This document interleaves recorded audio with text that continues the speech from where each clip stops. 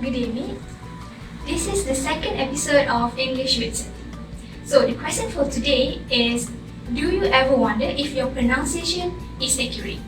Some words that are so common or basic that you might pronounce them incorrectly. So I have prepared 10 words that we Malaysian usually pronounce them incorrectly. So without further ado, let's begin. The first word is this word. Usually, I heard people pronounce it as specific, but the right pronunciation is specific. So, next is the word that Malaysian usually pronounce the B sound, which is that and dog. But the right pronunciation, B was silent. So, that and dog.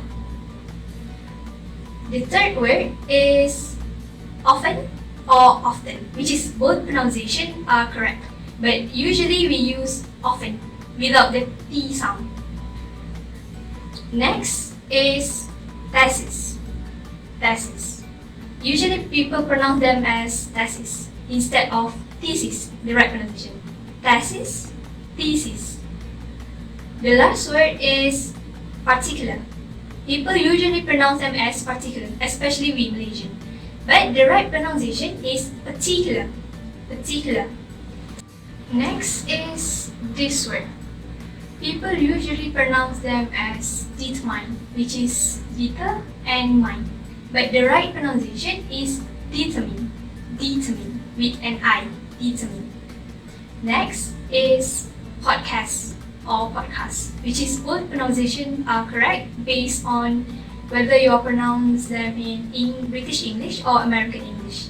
But usually we use podcast as we use British pronunciation. Next is subtle. We pronounce them subtle as we basically just read them subtle. But that is the wrong pronunciation. So the right pronunciation is subtle. The B was silent, subtle. Next is the word pause, which is the hardest word to pronounce, pause. But the right pronunciation is actually pause. The last word is among or among.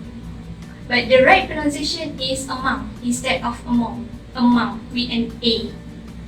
So basically that's it for the word. Now we will straight up to the conclusion. How do you improve your pronunciation so that you may maintain your local accent while being understood by people around the world? Here are the top 3 tips for you to help you improve your pronunciation. First, get to know the International Phonetic Chart. The word might be different than English alphabet that we knew, but it will help you a lot in improving your pronunciation.